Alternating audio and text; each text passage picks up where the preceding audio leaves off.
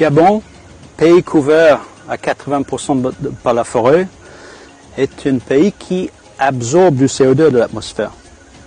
Chaque année, on absorbe 100 millions de tonnes de plus qu'on émet. On est le pays le plus positif en carbone au monde.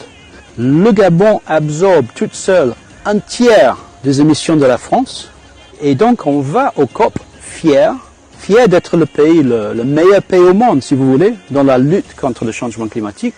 Et on va pour demander au monde de financer ce service qu'on fournit à la planète, à travers le marché de carbone. L'Afrique va être le continent le plus touché par les changements climatiques. De fait, à mesure que la température augmente, on va voir des sécheresses de plus en plus fortes, des inondations également de plus en plus fortes.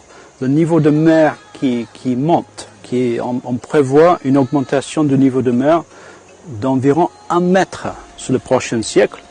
Ça veut dire qu'on va être obligé au Gabon de déplacer Port-Gentil, de quitter Olomouc. Et ce sont des pays développés qui ont créé ce problème. Donc l'Afrique les demande de financer les coûts d'adaptation à toutes ces problématiques. Le Gabon va au COP26 en tant que porte-parole de l'Afrique. On préside le groupe des négociateurs africains. La première priorité, c'est le financement. Le monde développé nous a promis un financement annuel de 100 milliards de dollars à partir de 2020. Ils n'ont toujours pas réuni tous ces fonds.